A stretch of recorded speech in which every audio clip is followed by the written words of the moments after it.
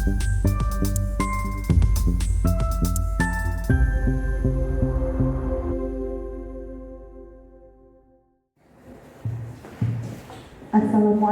warahmatullahi wabarakatuh. Puji dan syukur kita ucapkan kepada Allah Subhanahu wa Ta'ala atas nikmat dan karunia-Nya sehingga kita dapat berkumpul dalam ruangan pada siang hari ini. Dan tak lupa selawat dan salam buat Nabi Muhammad Sallallahu Alaihi Wasallam. Yang terhormat Bapak Kepala SMK Negeri 2 Sungai Penuh, Bapak Andi Zubir SPD MPD. Yang saya hormati Bapak Waka Sarananda Prasarana, Bapak Irsal SPD. Yang saya hormati pemateri pada hari ini Bapak Andri Yuliandi SPD. Dan seterusnya yang saya hormati Bapak Ibu yang berkenan hadir pada acara siang hari ini. Untuk selanjutnya kita akan masuk pada tuntunan acara yang pertama pembukaan yang sedang saya bawakan. Acara selanjutnya sambutan dari Kepala SMK Negeri 2 Sungai Penuh kepada Bapak Andi Zubir SPD SPD. Saya persilakan. Assalamualaikum warahmatullahi wabarakatuh. Alhamdulillahirabbil alamin. Hamdan katsiran kama amar. Asyhadu an la ilaha illallah wahdahu la syarikalah wa asyhadu anna Muhammadan abduhu wa rasuluhu la nabiyya ba'dah. Puji dan syukur senantiasa kita panjatkan kehadirat Allah Subhanahu wa taala. Salawat dan salam tak lupa juga kita untukkan kepada kiai kita Rasulullah Muhammad sallallahu alaihi wasallam. Yang kita hormati Bapak Irsal SPD Waka Sarana Prasarana yang hadir pada siang hari ini. Yang kita hormati Bapak Andri Yuliandi SPD, calon guru bendera angkatan 11. Terima kasih banyak telah menghadirkan kami beserta Bapak Ibu guru yang lainnya dalam rangka seminar atau aksi nyata membagikan pemahaman dan pengalaman dalam penerapan budaya positif. Selanjutnya Bapak Ibu yang kami hormati, Bapak Ibu yang kita hormati, pada kegiatan siang hari ini merupakan rangkaian kegiatan dari Bapak Andri Yuliandi SPD dalam menyelesaikan tugasnya sebagai calon guru bendera angkatan 11, di mana Bapak Andri Yuliandi dituntut untuk melakukan aksi nyata modul 14 budaya positif. Dan aksi nyata itu ada sebagai narasumbernya nanti Bapak Andri, sebagai audiennya kita Bapak Ibu. Jadi untuk itu kepada Bapak Ibu semuanya yang sudah hadir juga kami menyampaikan terima kasih. Bapak Ibu yang kami hormati, ya. Jadi dalam kegiatan modul 14 budaya positif itu berbagikan pemahaman dan pengalaman dalam penerapan budaya positif. Ini merupakan bentuk dari implementasi kurikulum Merdeka. Artinya untuk mensosialisasikan dan mengimplementasikan kurikulum Merdeka itu, pemerintah membentuk yang namanya calon guru penggerak. Dan calon guru penggerak ini dituntut untuk menyelesaikan modul-modulnya. Nanti setelah modul ini selesai dibedah, ditelaah, disampaikan, diseminarkan, maka calon guru penggerak ini dinyatakan selesai, maka nanti ada yang namanya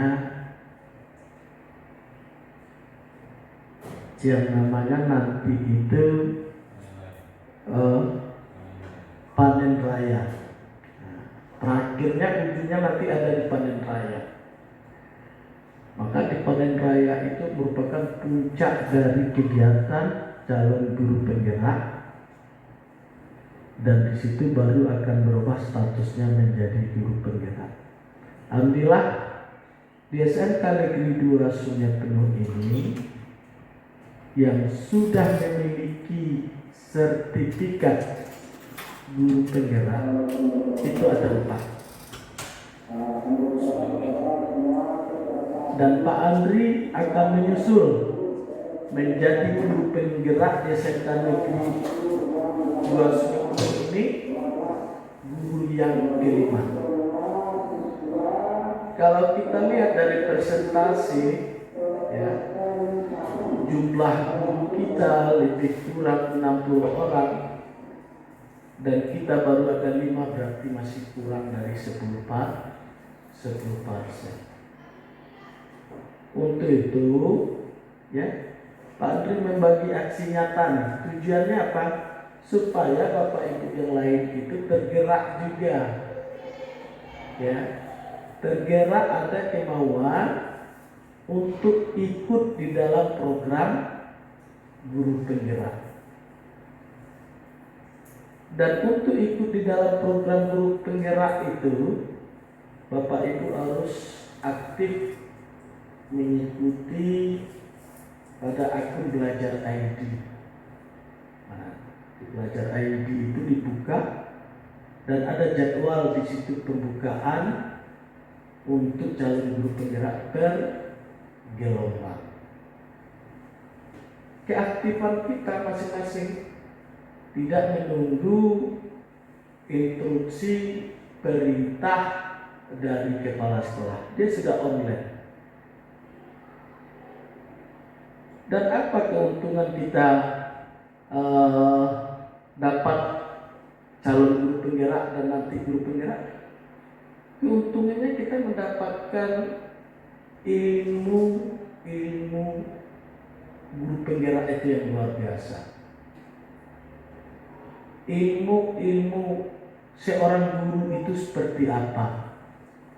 Jadi bertransformasi. Kalau dulu guru mungkin itu saja, ya, tetapi dengan adanya guru penggerak itu guru itu harus berubah. Yang pertama, paradigmanya harus berubah.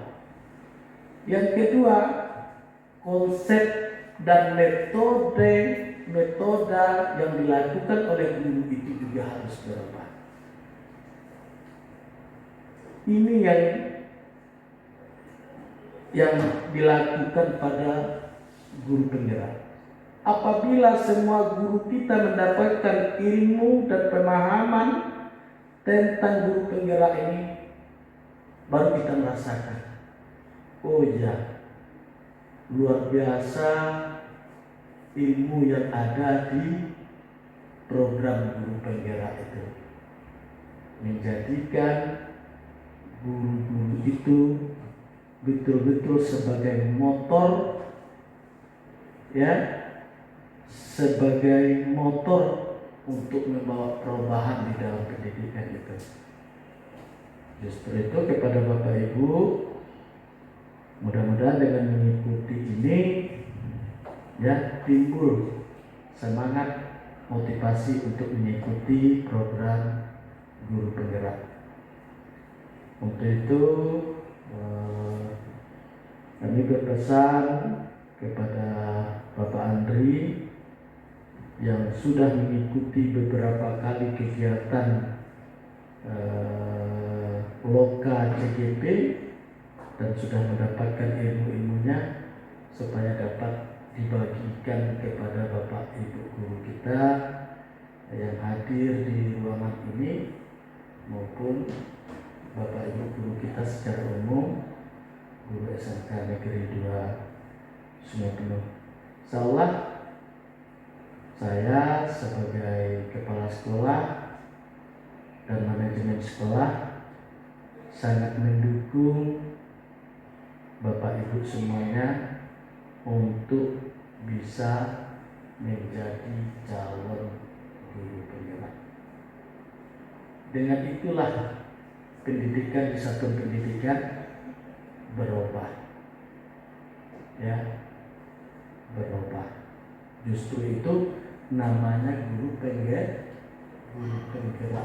Artinya guru inilah yang akan menggerakkan rekan-rekannya untuk membawa perubahan di satuan pendidikan dari Bapak Ibu guru yang menjadi guru penggerak. Jadi ini saja yang dapat Bapak sampaikan pada siang hari ini pada kegiatan aksi nyata modul 14 budaya positif, membagikan pemahaman dan pengalaman dalam penerapan budaya positif Bapak Andri Yuliandi SPD CGP Angkatan 11 SMK Negeri 2 Sungai Penuh. Kalau ada penyampaian yang tadi yang tidak berkenan, saya mohon maaf. Assalamualaikum warahmatullahi wabarakatuh.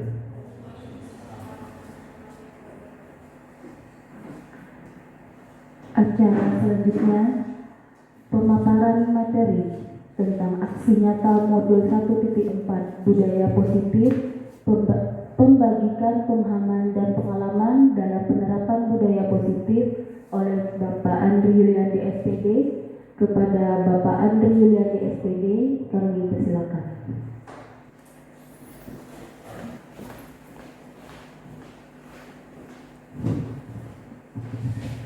Bismillahirrahmanirrahim. Assalamualaikum warahmatullahi wabarakatuh. Alhamdulillahirrahmanirrahim. Puji dan syukur kita panjatkan kehadirat Allah Subhanahu wa taala yang telah memberikan kita kesehatan dan kesehatan untuk bisa hadir pada siang hari ini dalam rangka mengikuti pembagian pemahaman dan pengalaman dalam penerapan budaya positif dari saya sendiri, Andri Yuliandi, calon guru penggerak angkatan 11 Kota Sungai Penuh. Yang saya hormati Bapak Kepala SMK Negeri 2 Sungai Penuh, Bapak Andi Zubir SPD MPD. Yang saya hormati Bapak Wakil Kepala Sekolah Bidang Sarana dan Prasarana, Bapak Irsal SPD. Dan yang saya hormati guru-guru hebat, rekan seperjuangan saya di SMK Negeri 2 Sungai Penuh yang berkesempatan hadir pada siang hari ini untuk mengikuti diseminasi, kalau istilahnya itu penyebaran informasi yang saya dapatkan selama saya mengikuti program guru penggerak. Jadi ini tahapan aksi nyata namanya. Kemudian salawat dan salam kita panjatkan kehadirat Nabi besar Muhammad SAW. Semoga kita di akhirat nanti mendapatkan syafaat dari beliau di masa nanti. Baik Bapak Ibu sekalian, mohon maaf sebelumnya bukan maksud menggurui. Jadi pada kegiatan ini kita saling berbagi, saling belajar bersama. Jadi sebenarnya kita sebagai seorang guru ini sudah benar dalam melakukan segala aktivitas kita. Namun kita tetap perlu meningkatkan pengetahuan pengetahuan, kompetensi yang kita miliki. Baik, saya masuk kepada materi presentasi saya pada siang hari ini. 7 konsep-konsep kunci dalam modul budaya positif. Yang pertama itu perubahan paradigma belajar, kemudian disiplin positif, selanjutnya motivasi perilaku manusia, kemudian kebutuhan dasar, posisi kontrol restitusi, keyakinan kelas, dan segitiga restitusi. Baik, kita masuk di konsep yang pertama, perubahan paradigma belajar. Jadi perubahan paradigma belajar ini merupakan konsep yang mendasar dalam menciptakan budaya positif. Pendekatan ini menempatkan siswa sebagai subjek aktif dalam proses pembelajaran.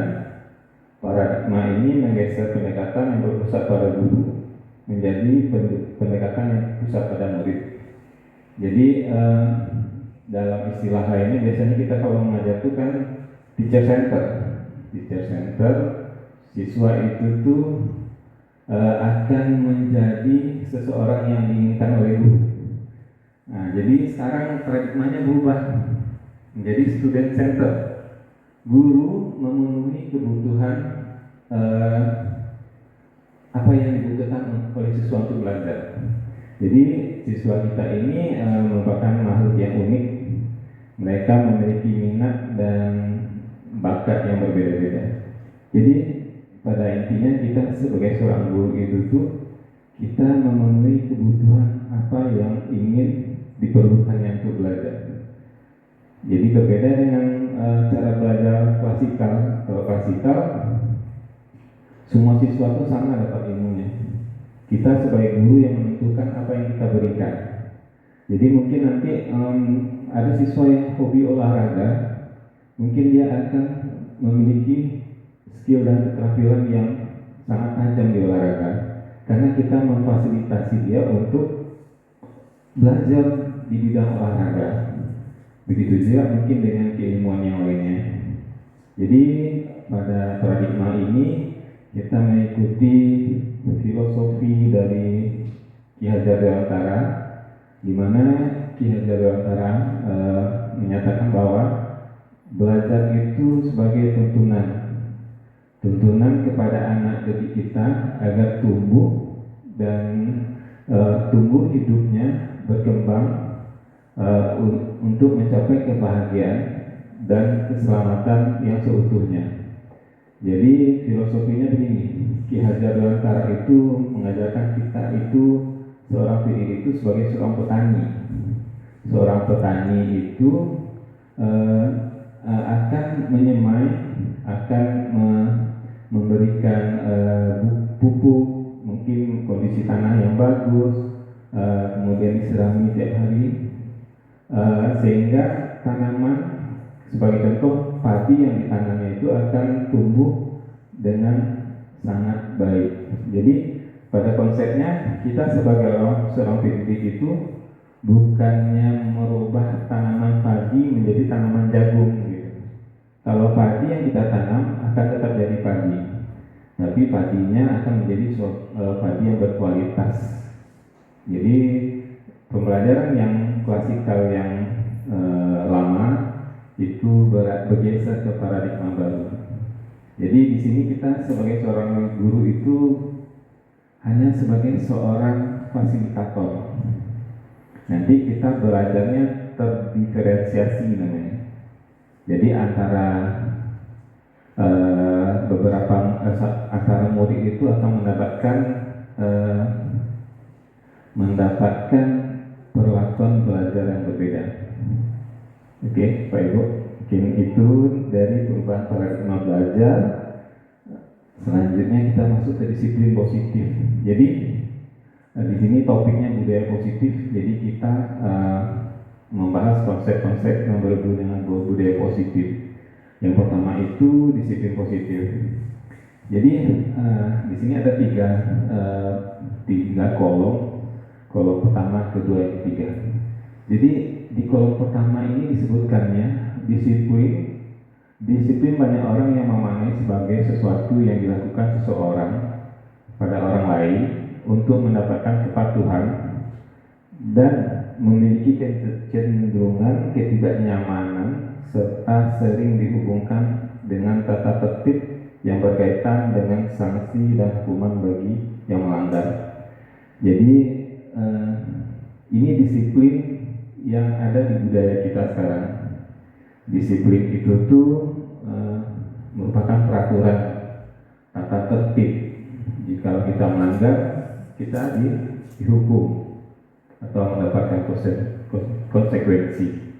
Kemudian yang kedua, seseorang yang memiliki disiplin diri berarti mereka bisa bertanggung jawab terhadap apa yang dilakukannya karena mereka mendasarkan tindakan mereka pada nilai-nilai kebajikan yang universal. Nah, jadi di sini saat belajar di program calon tunggal ini, saya banyak mengenal istilah-istilah baru yang sebelumnya belum pernah saya dengar. Itu salah satunya nilai-nilai kebajikan. Nilai-nilai kebajikan ini setelah saya pahami itu nilai-nilai kebaikan yang ada pada diri siswa. Contohnya tanggung jawab, disiplin, saling menghormati, kemudian disiplin waktu itu juga nilai kebajikan. Nah, yang ketiga itu tuh sebagai pendidik, tujuan kita adalah menciptakan murid yang memiliki disiplin diri sehingga mereka bisa berperilaku yang mengacu pada nilai-nilai kebajikan universal dan memiliki motivasi intrinsik, bukan ekstrinsik. Jadi ada lagi istilah baru ini, motivasi intrinsik dan ekstrinsik, mungkin nanti akan kita pelajari lebih lanjut. Namun secara garis besar, intrinsik itu motivasi atau dorongan yang berasal dari diri siswa itu sendiri, sementara ekstrinsik itu motivasi yang dilakukannya karena ada dorongan dari luar. Oke, saya lanjutkan. Nah, di sini ada motivasi perilaku manusia. Ini ya, silakan Pak. Jadi motivasi perilaku manusia ini diambil dari seorang pakar pendidikan, Diane Gosen namanya. Jadi dalam motivasi perilaku manusia itu ada 3 sebenarnya Bapak Ibu. Yang pertama itu untuk menghindari ketidaknyamanan atau hukuman. Yang kedua untuk mendapatkan imbalan atau penghargaan dari orang lain. Yang ketiga untuk menjadi orang yang mereka inginkan dan menghargai diri sendiri dengan nilai-nilai yang mereka percaya. Jadi di sini untuk menghindari ketidaknyamanan atau hukuman itu tuh merupakan motivasi yang paling rendah dari seorang manusia. Karena kalau kita melihat kepada murid kita itu tuh dalam melakukan sesuatu itu karena ada rasa takut dari diri murid kita. Jadi pertanyaan yang sering timbul dari motivasi untuk menghindari ketidaknyamanan ini, dia akan bertanya, apa yang akan saya dapatkan jika saya tidak melakukannya? Contoh kita sebagai seorang guru nih memerintahkan kepada siswa untuk membuat pekerjaan rumah. Jadi kalau motivasinya ini yang pertama ini, pertanyaan yang timbul di pikirannya itu, apa yang akan saya dapatkan jika saya tidak mengerjakannya? Oke Bapak Ibu, jadi ini termasuk motivasi ekstrinsik namanya.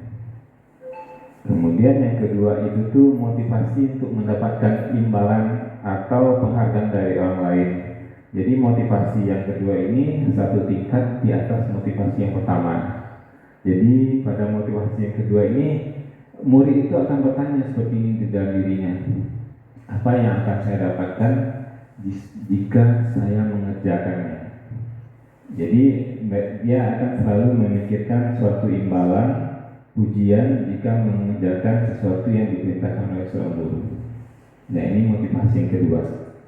Selanjutnya yang ketiga itu tuh untuk menjadi orang yang mereka inginkan dan menghargai diri sendiri dengan nilai-nilai yang mereka percaya.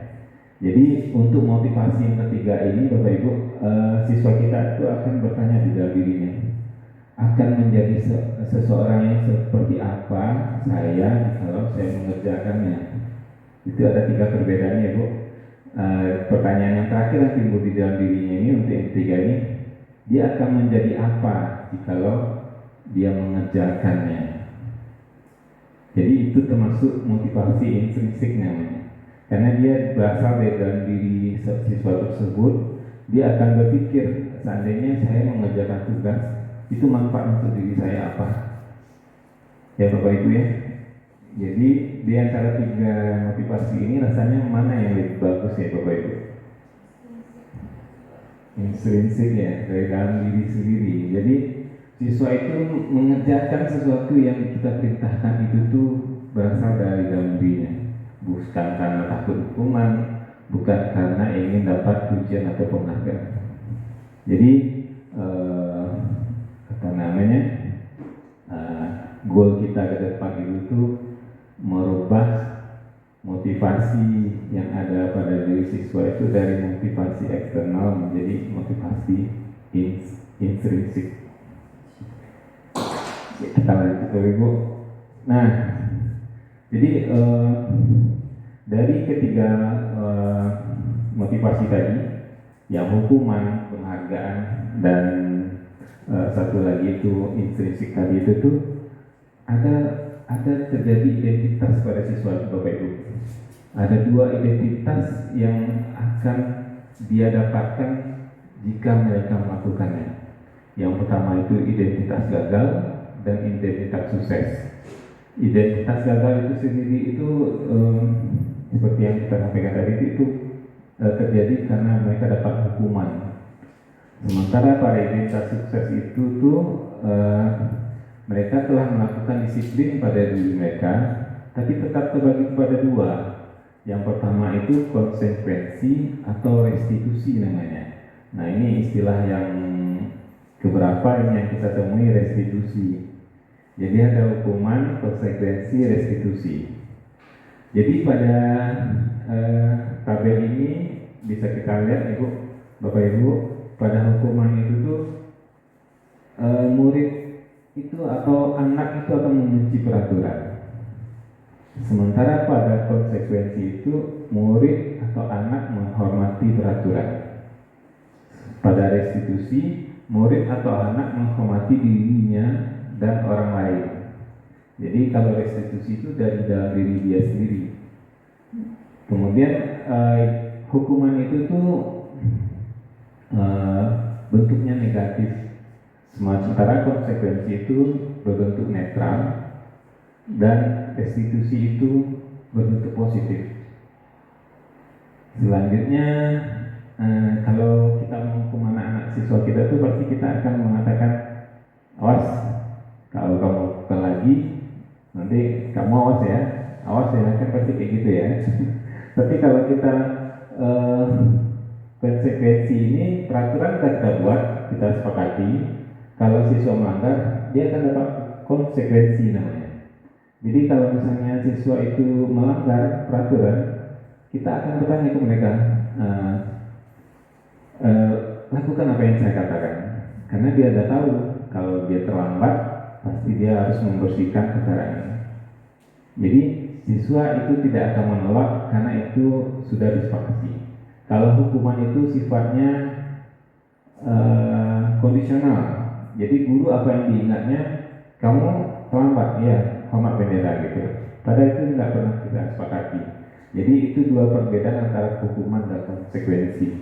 Nah, pada restitusi ini kita bertanya seperti ini pada siswa, apakah hal yang ini yang sesungguhnya ingin kamu lakukan? Jadi pada restitusi ini kita menanyakan pada diri anak itu tuh keyakinannya, memang kamu yakin melakukan hal seperti ini, seperti itu.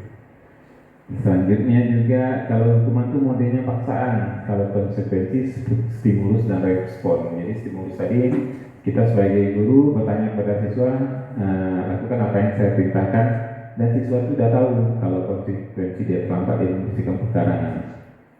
Kemudian kalau restitusi itu namanya teori kontrol. Jadi quality control itu berasal dari dalam diri siswa itu sendiri. Kemudian juga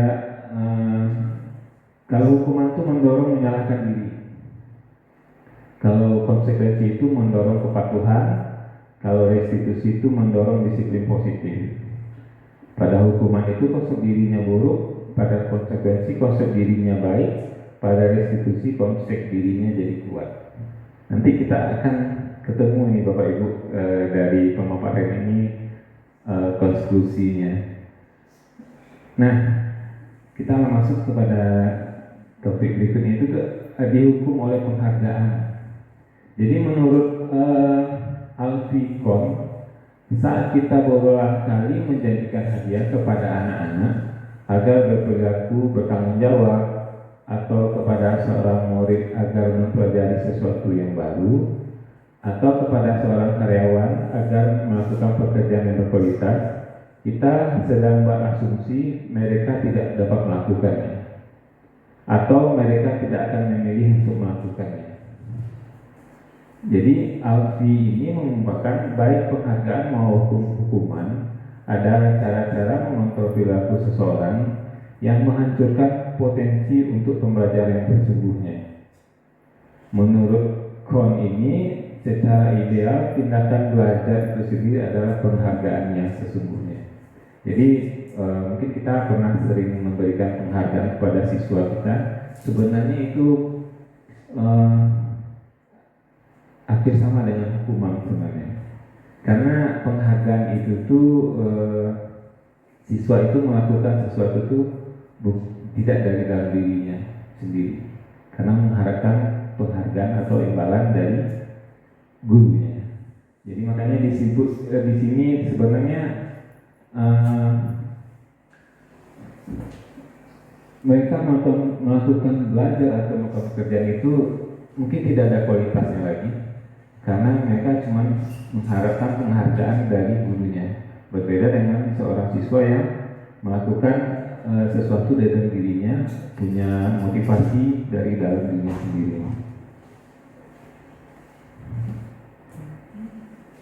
Nah, di sini ada konsep pendekatan restitusi namanya, Bapak Ibu. Jadi dalam pembelajaran Sahabat Penggerak ini memang saya pribadi banyak menemukan hal-hal baru, istilah-istilah baru, dan pemahaman baru. Jadi nanti paradigma kita dalam pendidikan ini akan mengarah ke sini. Mungkin Bapak Ibu nanti akan menyampaikan, akan sering mendengar istilah restitusi tersebut.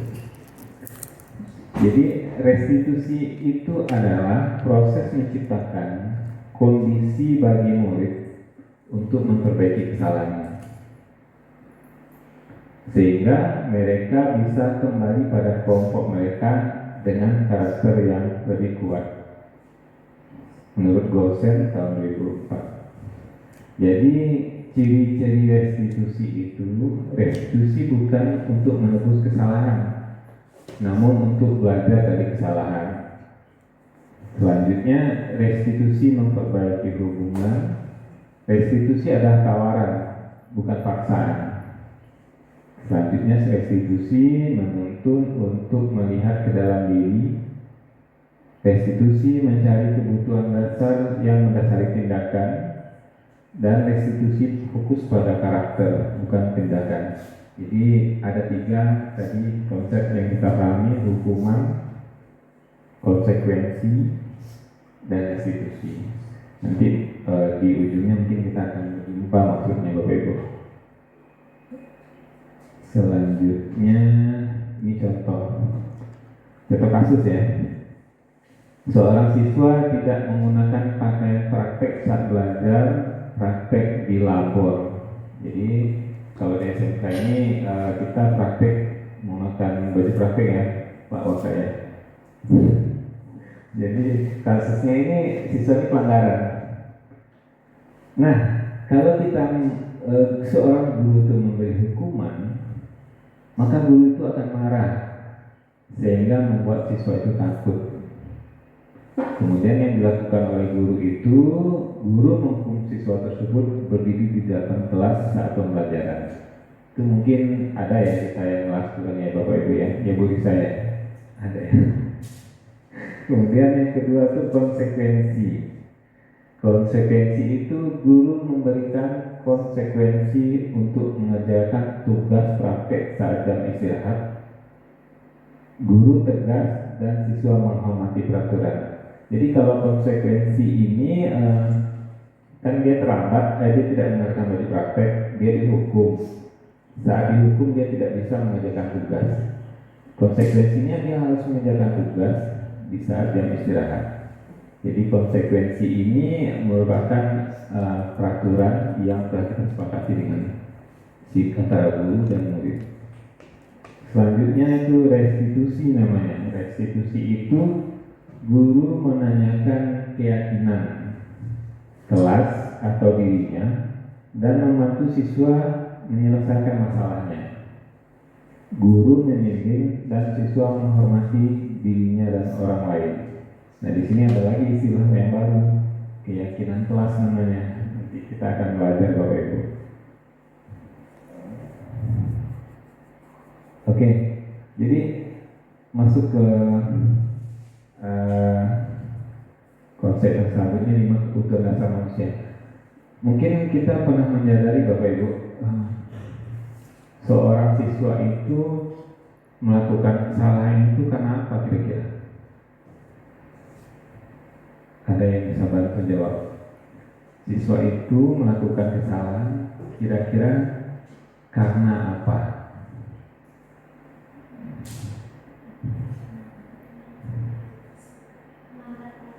Melanggar peraturan. Kira-kira karena apa? Siswa itu melakukan kesalahan, Bu Nadia. Misalnya kan Pak, mahasiswa itu melanggar peraturan. Seperti contohnya itu seperti di SMK kita kan masuknya itu jam 7.15. Nah, kebiasaan anak-anak kita, mereka sering datang telat seperti jam 7.30 ketika mulai pembelajaran. Ketika pembelajaran sedang berlangsung, gurunya itu telah masuk dan mereka Dia melanggar peraturan ya, tapi kenapa dia melanggar peraturan kira-kira? mungkin kan Pak, seperti kan kasusnya di sini kan telat bangun. Telat bangun seperti kesenangan tidur. Jadi terima kasih Bu Nadia. Itu salah satu contohnya ya. Tapi di pembelajaran kami dalam program guru penggerak itu tuh seorang siswa itu melakukan kesalahan itu karena ada kebutuhan dasar mereka yang tidak terpenuhi. Jadi pada konsepnya adalah siswa kita itu tuh seorang manusia yang baik yang salah satu dari kebutuhan dasarnya yang tidak terpenuhi. Jadi ada 5 kebutuhan dasar manusia itu.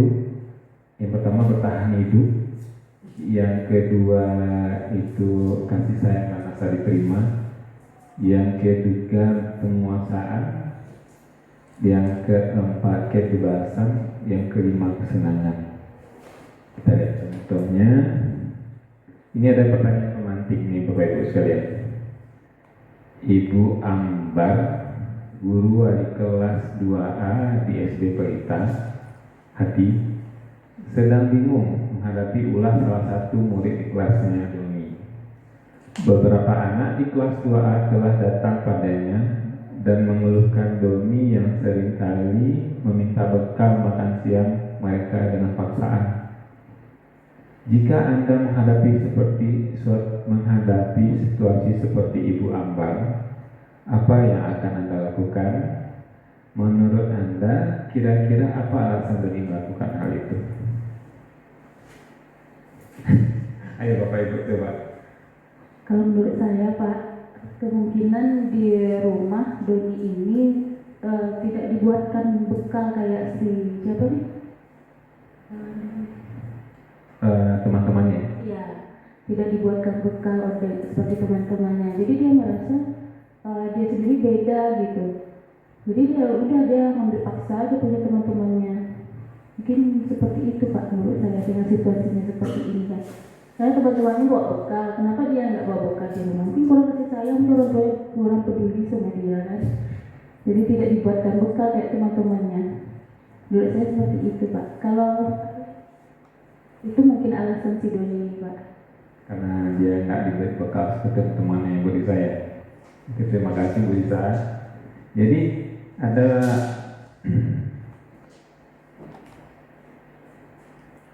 yang namanya kebutuhan bertahan hidup Bapak Ibu.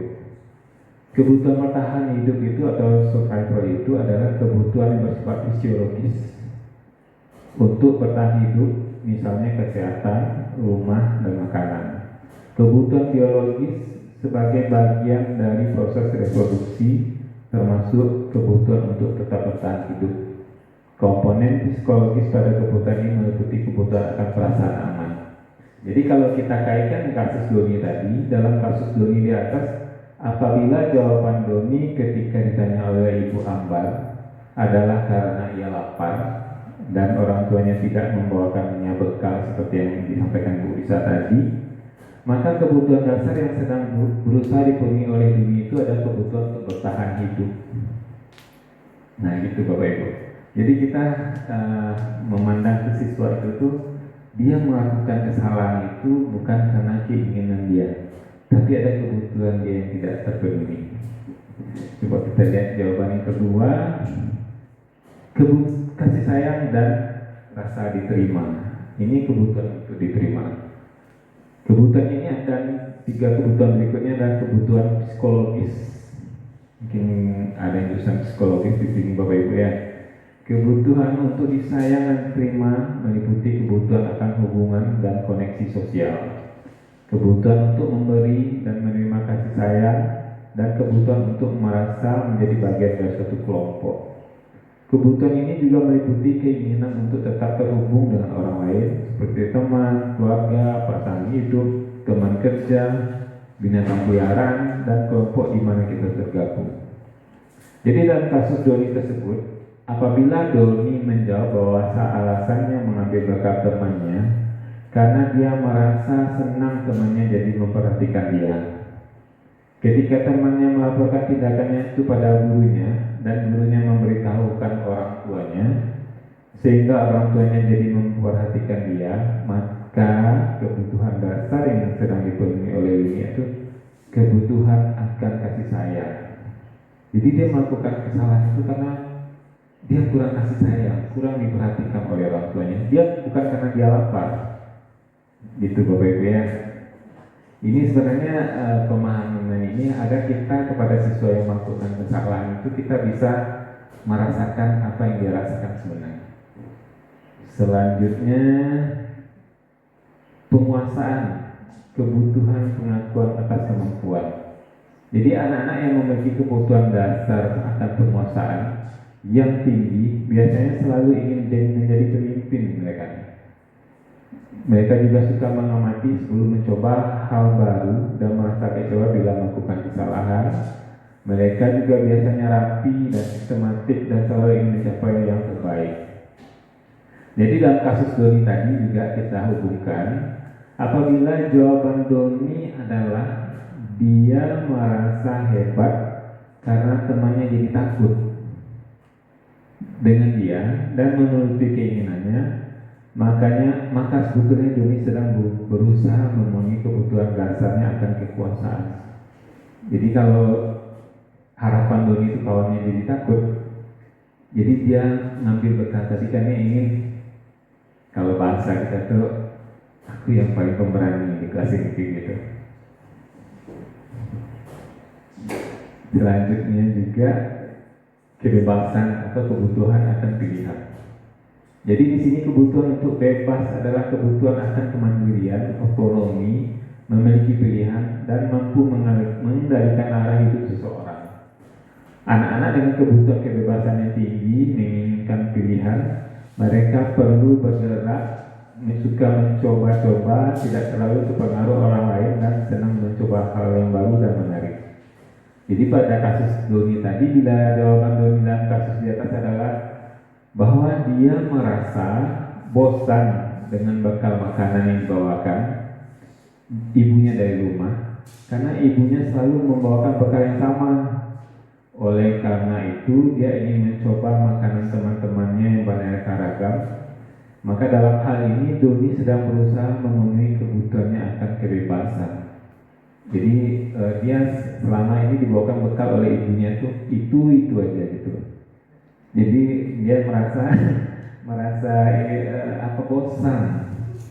Jadi dia ingin mencoba hal-hal yang tidak selama ini dia dapatkan. Nah itu salah satunya. Nah ini terakhir ini, kesenangan, kebutuhan untuk merasa senang. Jadi anak-anak dengan kebutuhan rasa kesenangan mereka tinggi, biasanya ini menikmati apa yang dilakukan. Mereka juga bisa berkonsentrasi tinggi saat mengerjakan hal yang disenangi. Mereka suka permainan dan suka mengoleksi barang, suka bergurau, suka melucu dan juga mengemaskan. Bahkan saat mereka bertingkah laku buruk, mereka masih tidak lucu. Dalam kasus di atas, bila Doni menjawab bahwa ia melakukan karena iseng saja dan ia menikmati ekspresi wajah teman-temannya yang kesal karena diambil makanannya dan menurut dia ekspresi teman-temannya itu lucu, maka berarti Doni sedang berusaha memenuhi kebutuhannya akan kesenangan.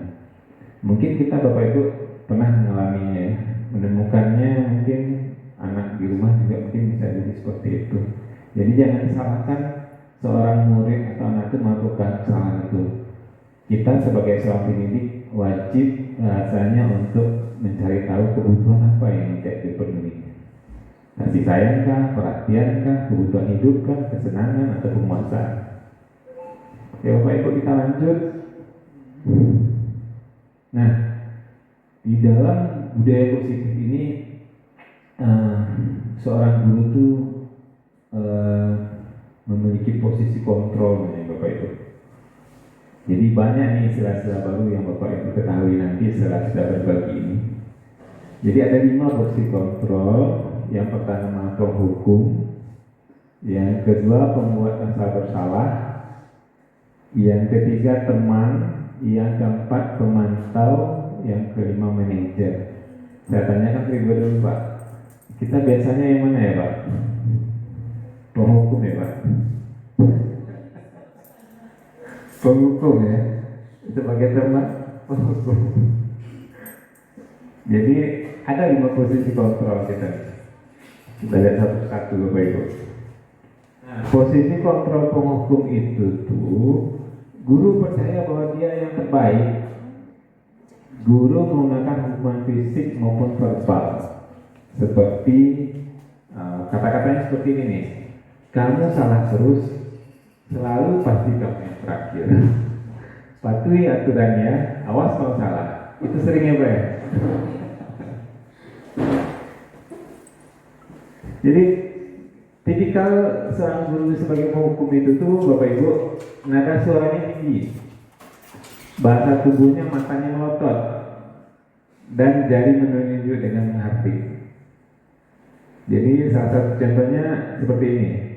Kita sebagai seorang guru apabila siswa terlambat ngomong ke gurunya, muridnya seperti dengan mata melotot, dengan jari menunjuk, kayak gini, terlambat lagi, pasti terlambat lagi, selalu datang terlambat. Kapan bisa datang?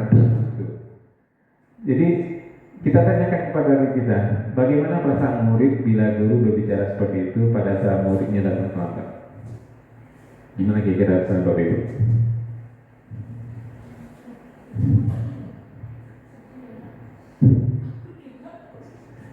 Jadi kemungkinan, jadi dari seorang penghukum ini hasilnya kemungkinan murid akan marah pastinya dan mendendam atau bersifat agresif. Bisa jadi sesudah kembali duduk murid tersebut akan mencoret-coret buku atau meja tulis. Jadi kalau banyak meja gitu, ini banyak meja yang coret Pak, karena murid sering dihukum kayaknya Pak. Mencoret-coret meja, atau lebih buruk lagi sepulang sekolah murid melihat motor atau mobil bapak guru dan akan mengores kendaraan dengan paku, atau mungkin akan mengempeskan banyak seperti itu kira-kira. Nah itu kalau posisi kontrol kita sebagai penghukum. Selanjutnya posisi kontrol rasa membuat bersalah ini. Jadi di sini guru menggunakan intonasi yang rendah, lembut, kemudian untuk membuat situasi yang tidak nyaman. Guru selalu menggunakan kalimat agar murid merasa bersalah atau kasihan pada guru. Contohnya seperti ini. Ibu sangat kecewa sekali pada kamu. Berapa kali ya Bapak harus memberitahu kamu? Bagaimana kalau orang tuamu tahu atas kesalahan kamu? Ini kalau di sini kan nggak ada hukuman nih, tapi kita membuat rasa murid menjadi merasa bersalah. Jadi kalau kayak merasa bersalah gimana? Jadi kalau kita sebagai seorang guru itu sebagai posisi kontrol membuat merasa bersalah itu nada suara kita memelas, halus, sedih, bahasa tubuh mungkin salah satunya merapat ke anak atau seperti itu ya. Jadi ini contohnya, Adi, kamu ini bagaimana ya? Kamu sudah berjanji dengan ibu tidak akan terlambat lagi. Kamu kenapa ya sering sekali mengucapkan ibu? Ibu benar-benar kecewa sekali. Jadi kan nadanya memelas ya. Tapi kalau hasilnya ini juga tidak bagus sebenarnya. Murid akan merasa bersalah telah mengecewakan ibu atau bapak gurunya. Murid akan merasa menjadi orang gagal dan tidak sanggup membagikan orang lain. Kadang-kala sikap seperti ini lebih berbahaya dari sifat menghukum. Kenapa? Karena emosi akan tertanam rapat di dalam dirinya. Murid menahan perasaannya, tidak seperti murid dengan guru penghukum tadi, di mana murid bisa melupakan amarahnya walaupun dengan cara negatif. Jadi murid pada pembuat merasa bersalah ini, murid tertekan seperti inilah yang tiba-tiba bisa meletus amarahnya dan bisa menyakiti diri sendiri atau orang lain. Jadi kalau kita sering membuat merasa bersalah kepada murid itu rupanya tidak bagus juga Bapak Ibu. Selanjutnya posisi kontrol teman. Mungkin banyak juga kita yang seperti itu pada siswa ya. Kita berpikiran kalau siswa zaman sekarang itu harus kita ajak menjadi teman. Tapi kita lihat Bapak Ibu di sini penjelasannya. Guru menggunakan kalimat persuasif dan intonasi nada suara ramah untuk mengontrol murid. Guru menggunakan humor dan mempunyai hubungan baik dengan murid. Kemudian guru menggunakan kalimat positif dan jenaka, seperti salah satunya, ayo belajar, gitu loh. Ya sudahlah, kali ini tidak apa-apa, ibu maafkan dan ibu bantu bereskan. Itu kan kayak teman kita dengan dia tuh. Jadi kalau yang kayak teman ini nada suara kita ramah, akrab dan bercanda kepada murid kita ya. Jadi salah satunya seperti ini. Adi, ayolah, bagaimana sih kamu kemarin sudah janji ke bukan? Kenapa terlambat lagi? Sambil tertawa ringan. Ya sudah, tidak apa-apa, duduk sana. Nanti Pak Guru bantu kamu ini, gitulah.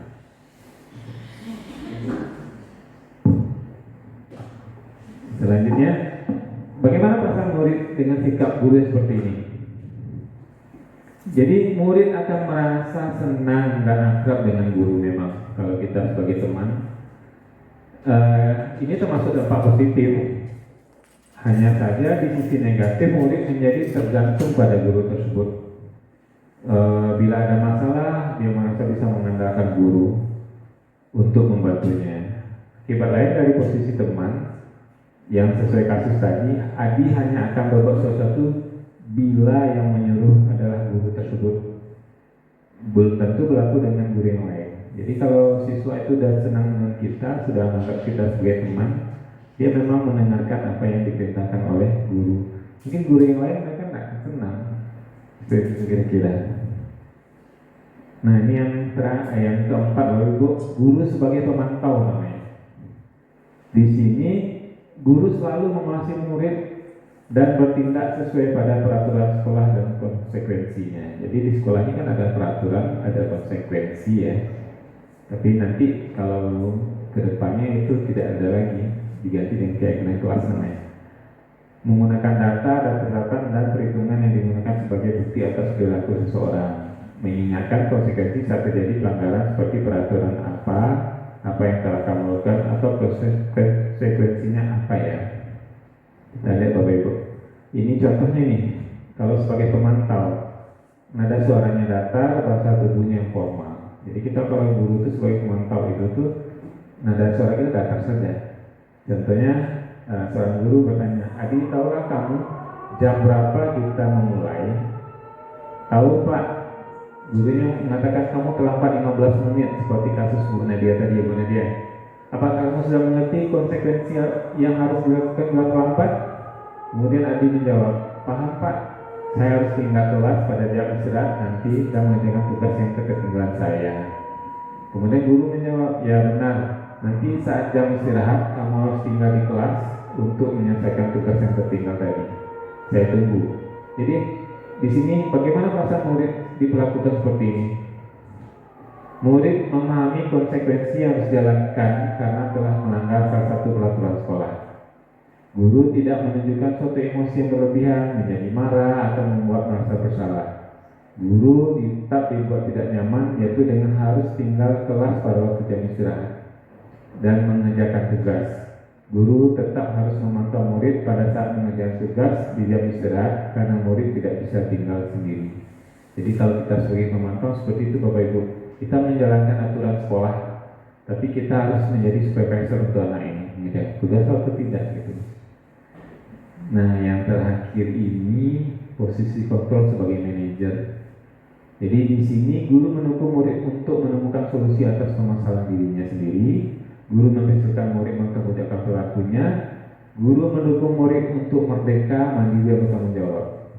Nah, di posisi manajer ini guru menemukan institusi untuk mengajak murid menganalisis keadaan untuk memperbaiki kesalahannya dengan kalimat salah satunya seperti ini. Apa yang kita yakini? Apa rencana kamu untuk memperbaikinya? Oke, kita lihat contoh. Kalau sebagai manajer itu kita guru sebagai manajer itu Bapak Ibu, nada suara kita tuh tulus, bahasa tubuh tidak kaku dan mendekat ke murid. Contohnya, salah satunya seperti, Adi, apakah kamu mengetahui jam berapa sekolah dimulai? Tahu Pak, jam 7. Gurunya bertanya lagi, ya, jadi kamu terlambat. Kira-kira bagaimana kamu akan memperbaiki ini? Kemudian Adi menjawab, saya bisa menanyakan teman saya Pak untuk mengerjakan tugas yang tertinggal. Selanjutnya guru bertanya lagi, baik itu bisa dilakukan. Apakah besok akan ada masalah untuk kamu agar bisa ada tepat waktu ke sekolah? Adi menjawab, tidak Pak, saya bisa ada tepat waktu. Kemudian guru pun akan menjawab, baik, saya hargai usahamu untuk memperbaiki diri. Jadi di sini akan timbul pertanyaan, bagaimana perasaan murid diperlakukan seperti ini? Jadi pada posisi manajer ini Bapak Ibu, guru maka suara guru sebaiknya tulus, tidak perlu marah, tidak perlu meninggikan suara, apalagi menunjuk jari ke murid, berkaca pinggang atau bersikap seolah menyesal, tampak sedih akan perbuatan murid ataupun bersendagora menyapa diri sebagai teman. Fokus pada murid bukan untuk membahagiakan guru atau orang tua. Murid sudah mengetahui adanya suatu masalah dan sesuatu perlu terjadi. Bila guru mengambil posisi sebagai pemantau, guru akan melihat apa konsekuensi pada peraturannya. Namun pada posisi manajer, guru akan mengembalikan tanggung jawab pada murid untuk mencari jalan keluar permasalahannya dengan bimbingan guru tersebut. Jadi ini berbeda Bapak Ibu. Sebagai manajer ini kita kembalikan lagi kepada siswa kita, bagaimana dia mempertanggungjawabkan kesalahan yang tadi mereka perbuat. Oke, dari kelima posisi ini menurut Bapak Ibu mana nih yang paling terbaik ini? Manajer Ibu.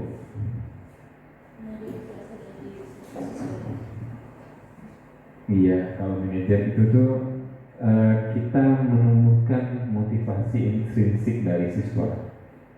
Sebenarnya keyword itu tuh motivasi dalam diri sebenarnya kita tumbuhkan dari budaya positif ini. Jadi tadi ada keyakinan kelas ya Bapak Ibu. Pertanyaannya sekarang mengapa namanya keyakinan kelas bukan peraturan kelas? Peraturan untuk dilanggar ya Bu ya.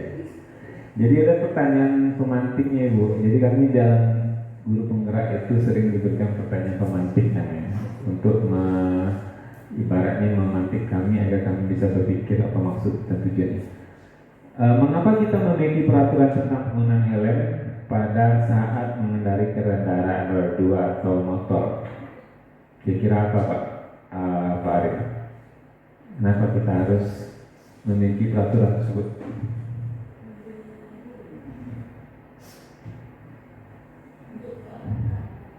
Agar tidak ditilang. Keselamatan diri. Kalau nggak ditilang, nggak ya? Bukan. Kemudian mungkin saat pandemi ini, mengapa kita memiliki peraturan tentang penggunaan masker dan mencuci tangan setiap saat? Tujuannya apa? Untuk kebersihan. Untuk kebersihan, bukan karena kita takut nanti waktu PPKM itu kan sering tangkap tuh kalau pakai masker. Bukan itu ya dia kira ya.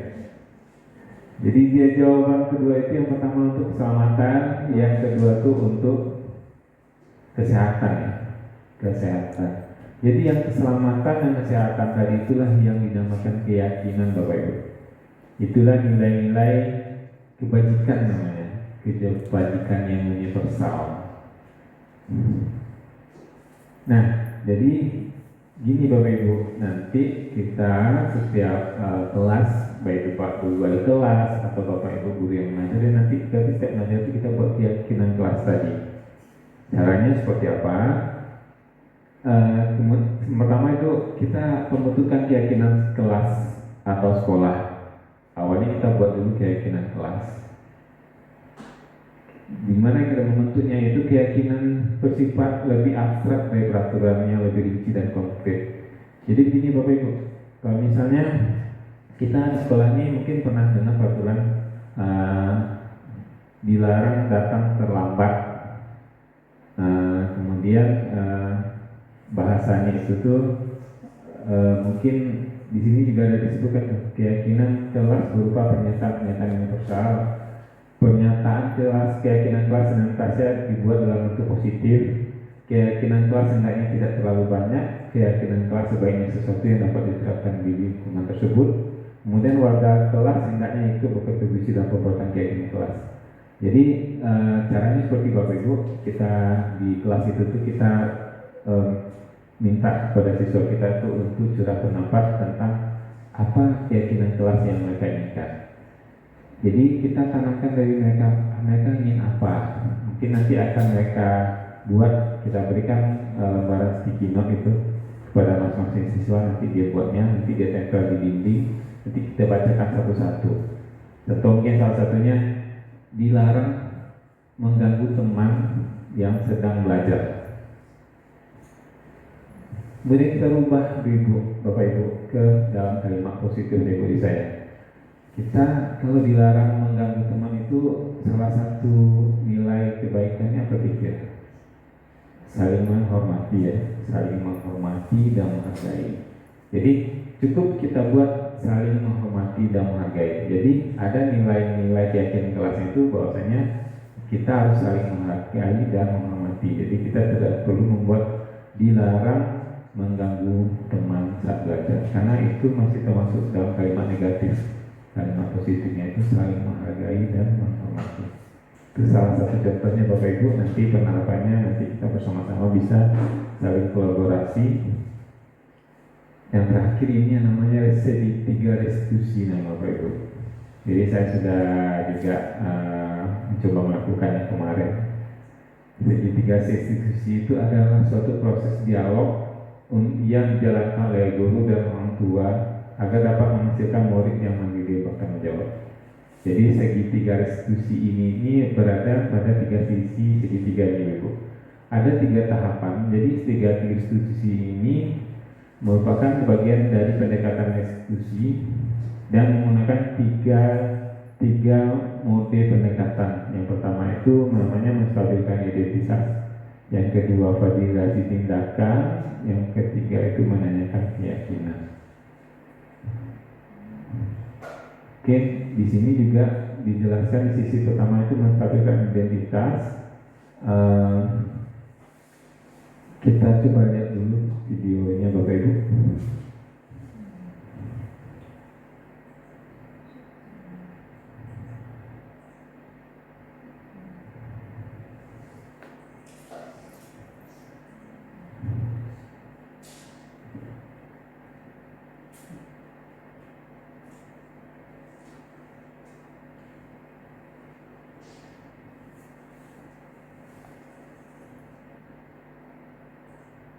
Ini salah satu contoh dialog yang saya lakukan dengan siswa saya sendiri, dan kebetulan kasusnya memang kasus nyata, namun kami kemas dalam bentuk video untuk pembelajaran.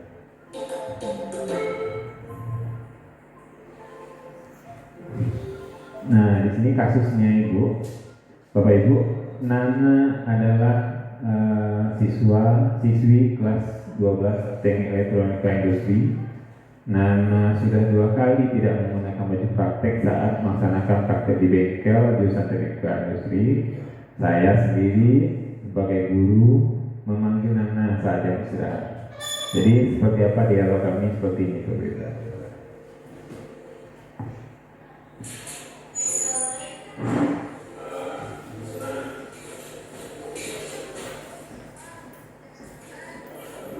Bapak pagi.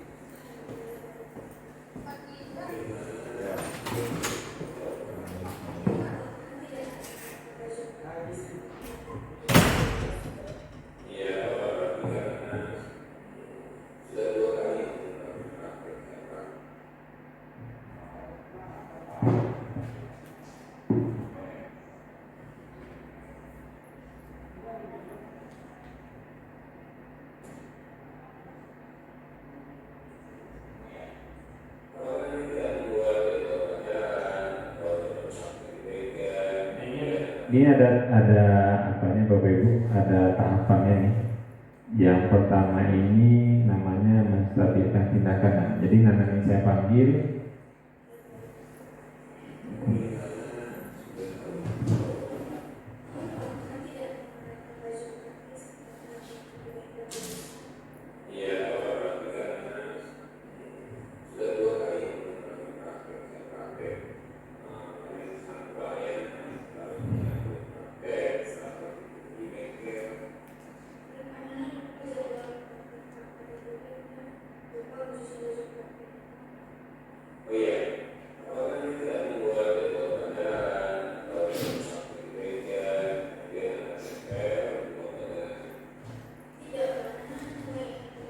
Jadi di sini kita bertanya terus Bapak Ibu.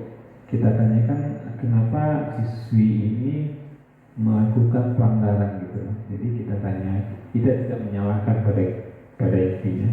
Kita menanyakan kenapa dia melakukan hal tersebut.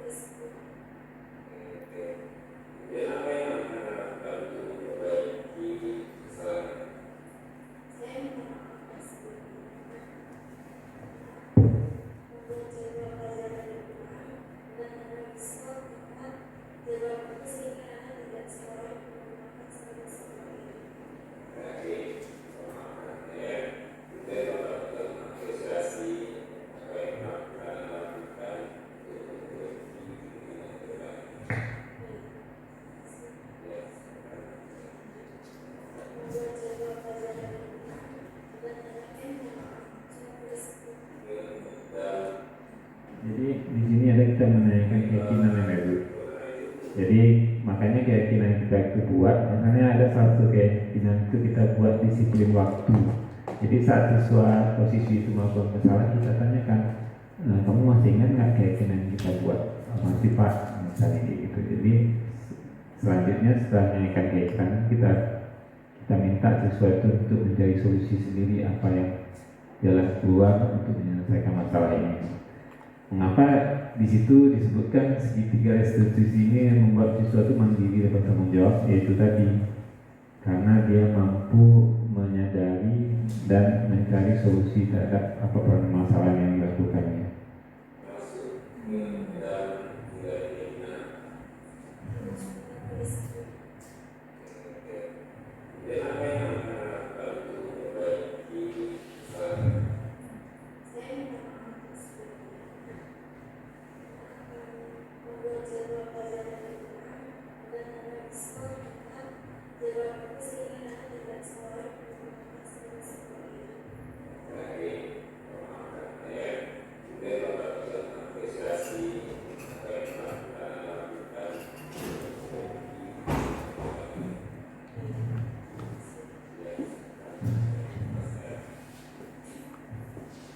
Jadi Bapak Ibu, itu salah satu contoh penerapan segitiga restitusi nama. Jadi segitiga restitusi itu adalah dialog kita sebagai guru atau orang tua kepada anak kita untuk dapat menyelesaikan masalah yang telah dia perbuat.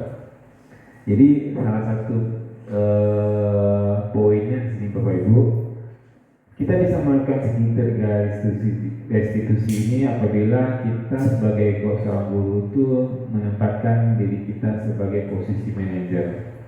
Kalau sebagai penghukum kita nggak bisa ngajak dialog, sebelum dialog dia udah kita marahi, mata kita udah melotot seperti itu kan ya. Kalau sebagai teman juga nggak bisa. Jadi kita mungkin dalam implementasinya ini tidak akan mudah Bapak Ibu, namun butuh yang namanya konsistensi ya, dan disiplin yang baik dari diri kita untuk menjalankannya, sehingga timbul yang namanya disiplin positif dari dalam diri siswa kita yang berasal dari motivasi intrinsiknya. Jadi konsekuensinya dari budaya positif ini Bapak Ibu, kita menumbuhkan motivasi intrinsik atau motivasi dari dalam diri siswa itu untuk menyadari dan melaksanakan nilai-nilai kebajikan atau kebaikan yang ada pada diri mereka masing-masing. Mungkin untuk segitiga restitusi itu contoh dan salah satu penyampaiannya.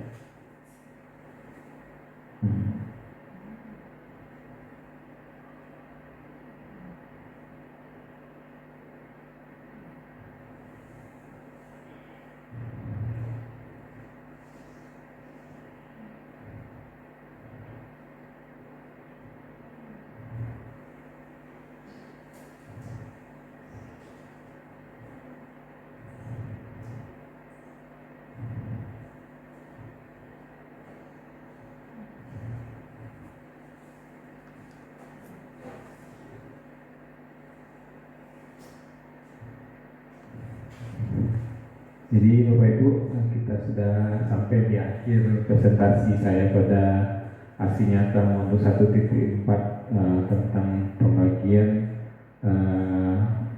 pengalaman saya dalam pembelajaran budaya positif selama saya melakukan program calon guru penggerak. Ada quote dari saya sendiri, guru yang baik adalah guru yang menginspirasi siswanya untuk belajar, bertumbuh, dan menjadi versi terbaik dari diri mereka sendiri. Mohon maaf atas segala kekurangannya, dan saya mengucapkan terima kasih kepada Bapak Bu Hebat yang hadir pada siang hari ini, kepada Bapak Wakil Kepala Sarana Prasarana Bapak Isal SPD yang sampai akhir presentasi masih ada di forum ini. Mungkin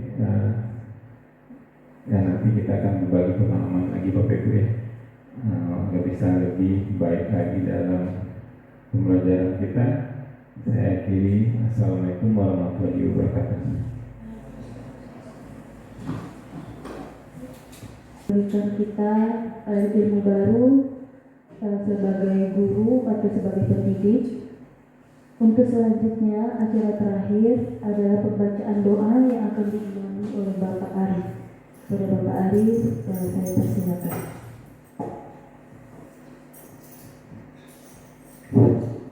Assalamualaikum warahmatullahi wabarakatuh. Na'udzu billahi minasyaitonir rajim. Bismillahirrahmanirrahim. Alhamdulillahi rabbil alamin. Wassalatu wassalamu ala asyrafil anbiya'i wal mursalin. Sayyidina wa maulana Muhammad wa ala alihi wa ashabihi ajma'in. Allahumma salli wa sallim ala sayyidina Muhammadin salatan tuwalliguna biha jabaitikal haram wa ziyarata qabri nabiyyika Muhammadin sallallahu alaihi wasallam bi lutufi wa afiyati wa salamati wa bulughi maram wa ala alihi wa sahbihi wa barik wa sallim. Rabbana zalamna anfusana wa in lam taghfir lana wa tarhamna lanakunanna minal khasirin. Allahumma ighfir lana dhunubana wa liwalidina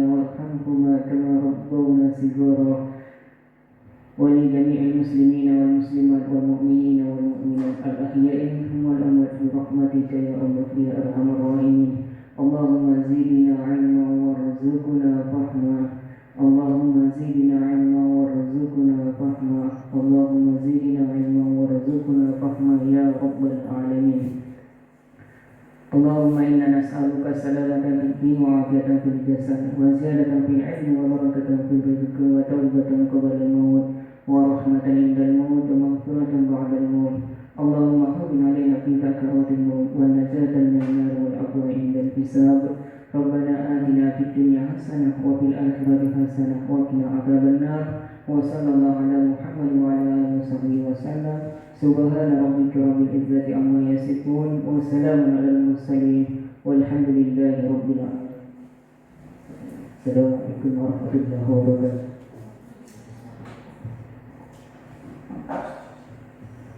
Dengan selesainya pembacaan doa tadi, maka selesailah pula acara kita pada siang hari ini. Saya selaku pembawa acara, jika terdapat kesalahan, saya mohon dimaafkan. Saya tutup dengan wabillahi taufiq wal hidayah. Wassalamualaikum warahmatullahi wabarakatuh.